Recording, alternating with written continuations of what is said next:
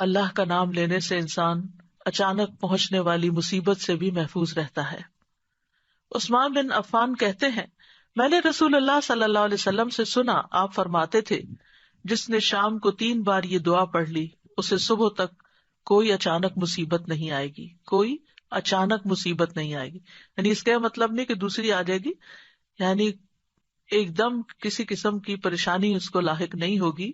اور وہ دعا ہے، بسم اللہ الذی لا یضر مع اسمہ شیء فی الارض ولا فی السماء وہو السمیع العلیم۔ اللہ کے نام سے، وہ ذات کہ اس کے نام سے کوئی چیز زمین میں ہو یا آسمان میں نقصان نہیں دے سکتی، اور وہ خوب سنتا ہے اور خوب جانتا ہے۔ اور جس نے صبح کے وقت یہ دعا پڑھ لی اسے شام تک کوئی اچانک مصیبت نہیں آئے گی، اور جب شام کو کوئی پڑھ لے تو صبح تک اس کو پریشانی نہیں ہوگی۔ اسی طرح اگر انسان بسم اللہ نہیں پڑھتا تو یاد رکھیے کہ بسم اللہ نہ پڑھنے کا نقصان یہ ہے، ابن عباس کہتے ہیں کہ ابلیس نے اللہ تعالیٰ سے کہا کہ تو نے اپنی ساری مخلوق کا رزق واضح کر دیا ہے، میرا رزق کس میں ہے؟ تو اللہ تعالیٰ نے فرمایا، ہر اس چیز میں جس پر میرا نام نہ لیا جائے۔ تو گویا جس چیز پر ہم اللہ کا نام نہیں لیتے وہ رزق پھر شیطان کے حصے میں چلا جاتا ہے، گویا ہم اپنے دشمن ہی کو فیڈ کرتے ہیں۔ قیامت کے دن بھی اللہ کے نام سے وزنی کوئی چیز نہ ہوگی۔ پھر اسی طرح یعنی اس دعا کے پڑھنے کے مواقع کون کون سے ہیں؟ نمبر 1، ہر کام شروع کرنے سے پہلے، تاکہ اس میں برکت اور مدد حاصل ہو، اس کے اندر قبولیت ہو، ہمیں اخلاص نصیب ہو۔ پھر خاص طور پر کھانا کھانے سے پہلے حضرت عائشہ کہتی ہیں کہ رسول اللہ صلی اللہ علیہ وسلم نے فرمایا، جب تم میں سے کوئی کھانا کھانے لگے تو چاہیے کہ اللہ تعالیٰ کا نام لے، پھر اگر شروع میں اللہ تعالیٰ کا نام لینا بھول جائے تو چاہیے کہ یوں کہے، بسم اللہ اولہ و آخرہ، اللہ کے نام سے اس کھانے کے شروع میں اور آخر میں بھی۔ پھر اسی طرح لباس اتارتے وقت بسم اللہ پڑھنی چاہیے۔ انس رضی اللہ عنہ سے روایت ہے کہ نبی صلی اللہ علیہ وسلم نے فرمایا، جنوں کی آنکھوں اور بنی آدم کی شرمگاہوں کا پردہ یہ ہے کہ جب ان میں سے کوئی اپنے کپڑے اتارے تو بسم اللہ پڑھ لے، یعنی اتارنے سے پہلے پڑھ لے، تو جن اور شیاطین کی نظر نہیں لگتی۔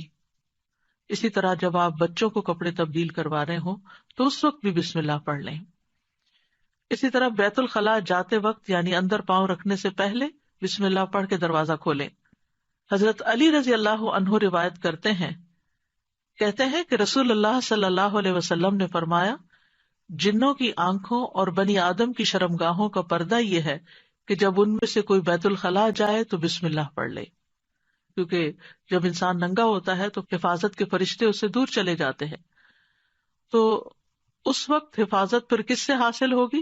جب آپ واش روم میں جانے سے پہلے بسم اللہ پڑھ کے پھر داخل ہوں گے۔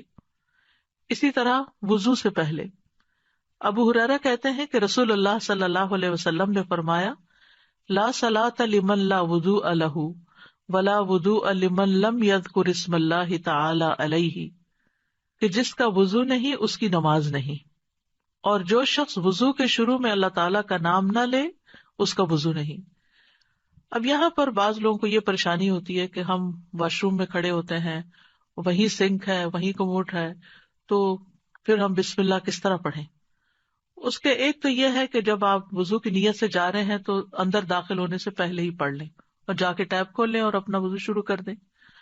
دوسرا یہ ہے کہ آپ دل میں پڑھ لیں، لیکن اگر کوئی بھول گیا ہے تو جس وقت یاد آئے، یعنی وضو کے دوران اس وقت بھی پڑھ سکتا ہے۔ پھر اسی طرح پڑھنا ہی بھول گیا تو اس کا کیا مطلب وضو ہوا ہی نہیں سرے سے، یا پھر یہ کہ اس کی اگر وضو نہیں ہوا تو کیا نماز ہی نہیں ہوئی؟ نہیں، اس کا مطلب یہ ہے کہ اس کا وضو کامل نہیں ہوا۔ یہاں علماء نے اس کا مطلب یہ کیا ہے کہ اس کے وضو میں نقص رہ گیا، وضو ہو جائے گا، نماز ہو جائے گی، لیکن وہ جو برکت حاصل ہونی تھی یا زیادہ ثواب ملنا تھا اس سے انسان محروم ہو جاتا ہے۔ پھر اسی طرح یہ ہے کہ قرآن مجید کی قرأت سے پہلے بسم اللہ پڑھنی چاہیے۔